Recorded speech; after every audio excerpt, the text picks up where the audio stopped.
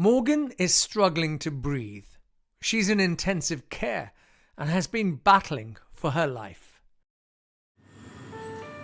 This is the third time she's caught pneumonia, but this time she had to be intubated. All up here, it's all down here. So when was it treated last? 3 months ago. And it's back as bad as this? Yes. And it just keeps getting worse? It just keeps getting worse and worse and worse. Her flat is mould and damp ridden. What have they said? I will just get someone round to mould wash it. And do they? They do, but it comes back even worse. Morgan has an extremely rare genetic condition called Wolfram syndrome. It makes her vulnerable to respiratory illnesses. Just weeks before she was rushed into hospital, her specialist consultant wrote a letter urging the council to find Morgan and her family a new home. It's unacceptable. It's unacceptable. They could have prevented this from happening years ago. And they've done nothing. They got warned about this. They've had hospital letters, they've had everything that they've asked for, and they've done nothing about it.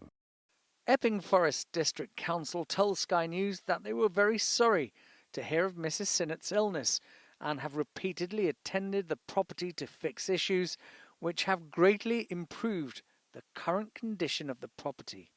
The council also told us there is a chronic lack of social housing here in Epping Forest and demand far outstrips supply. They are looking at the family's request for a transfer again in view of Morgan's illness, and this will be assessed by an independent medical advisor.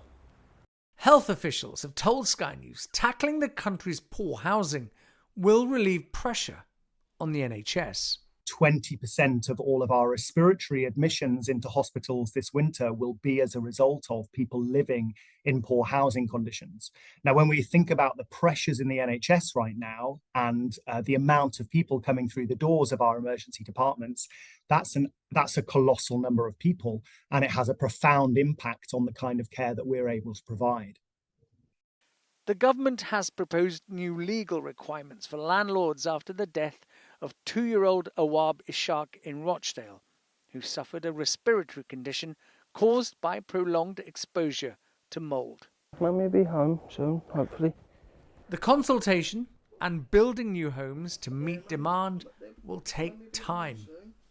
But it's time Morgan and her family don't have. Ashish Joshi, Sky News in Essex.